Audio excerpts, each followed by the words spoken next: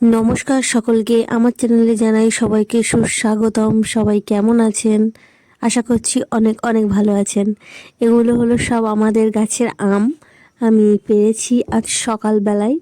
আমগুলো দেখতে যতটা সুন্দর, খেতে আরও সুন্দর। এই আমটা খুব একটা টক হয় না, কাঁচা অবস্থাতেও খুবই মিষ্টি। এই আম খাওয়ার পরে আমার মুখে তো অন্য কোনো আম ভালোই লাগে না। সারা বছর আমি অপেক্ষা করি এই আমের সিজনের জন্য।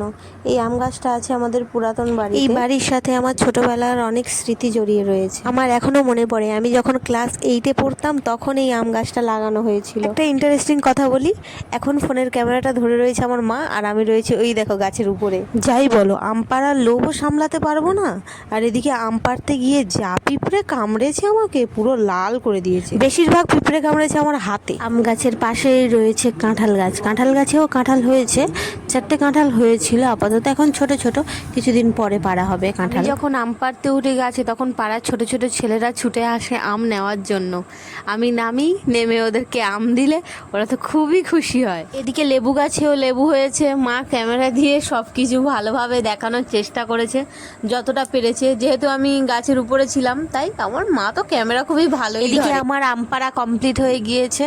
পাকা পাকা আমগুলো যখন উপর থেকে পড়ে তখন ফেটে যায়, কাঁচা কাঁচা আমগুলো ফেটে যায়, অনেকটা উপর থেকে পড়ে তো সেই আমগুলোর গন্ধ এতটাই সুন্দর যেন মনে হয় আমি এক্ষুনি খেয়ে নিই। এদিকে গাছের গায়ে ঘষা লাগার জন্য আমার হাত কিছুটা কেটে গিয়েছে।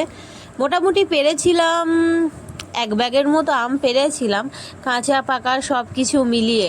আমটা দেখতে এতটা সুন্দর না, আমি যখন ভিডিওতে ভয়েস দিচ্ছিলাম আমগুলো দেখেই না আমার জিভে জল চলে আসছিল। এই আম পাড়ার সাথে সাথে পাশে আরেকটা আম গাছ রয়েছে, সেই আম গাছ থেকেও আমি আম পেরেছি। তবে সেই আমের যাত্রা অন্য, আর আমের সাইজটাও। তোমরা কারা কারা কি আম খেতে ভালোবাসো অবশ্যই আমাকে জানিও। আজ তাহলে এতটুকু। আসবো আবার তোমাদের সামনে নতুন কোনো ভিডিও নিয়ে।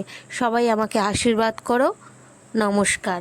আজ তাহলে এলাম। তোমরাও সবাই অনেক অনেক আম খাও, ঠিক আছে?